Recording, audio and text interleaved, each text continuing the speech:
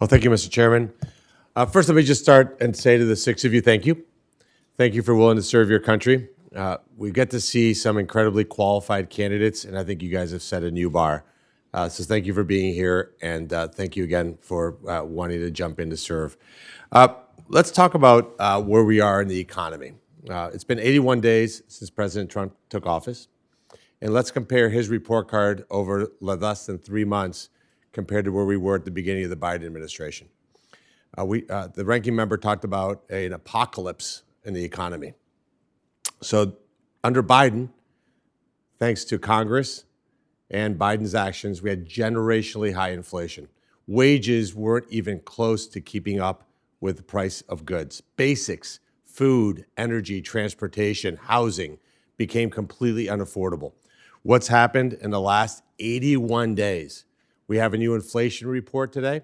Inflation is at an all-time low compared to the last 5 years.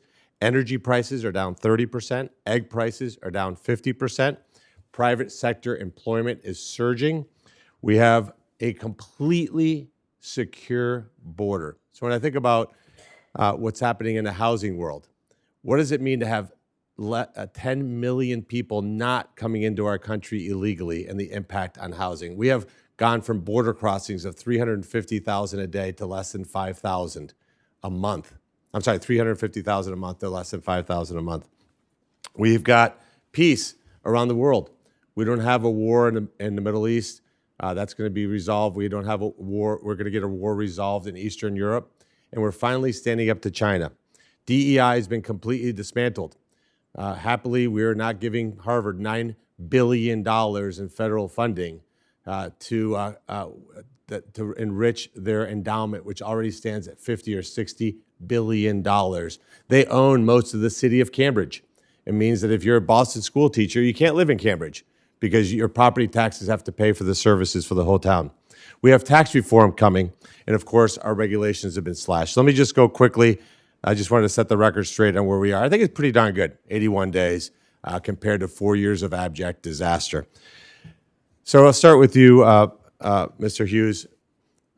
What do you see going forward in terms of housing, not having to take care of millions of illegal migrants? What does that mean to the people who actually are Americans who need help with housing?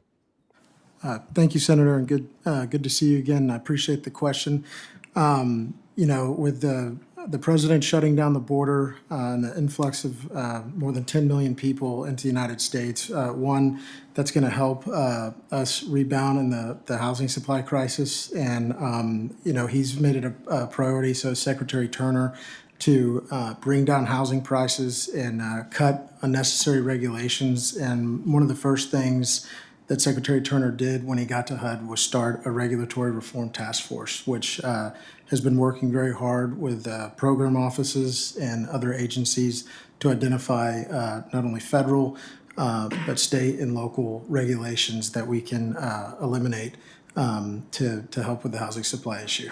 In addition to that, Secretary Turner and Secretary Burgum recently signed a MOU regarding the federal land, so we're very excited about that opportunity, and the teams are starting to meet.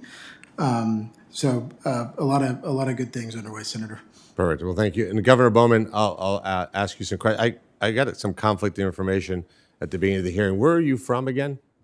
I'm from Kansas. So you're not from Wall Street? I am not. Have you lived in New York City? Have you lived in New York City? In New York City. Has your family lived in New York City?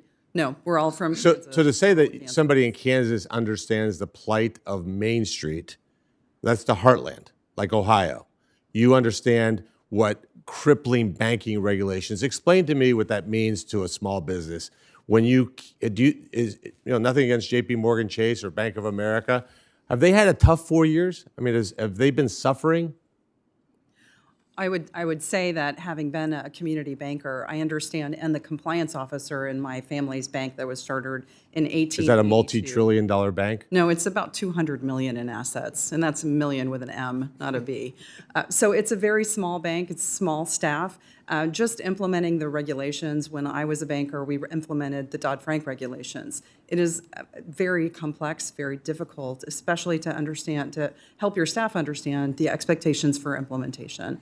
Well, my time is up, but I'm going to say this. I'm so excited to have you in that job because I think Wall Street's had plenty of representation in this body, and it's good to see somebody actually represents Main Street and understands what the heartland, what the working people of this country go through and what they need for banking. So thank you.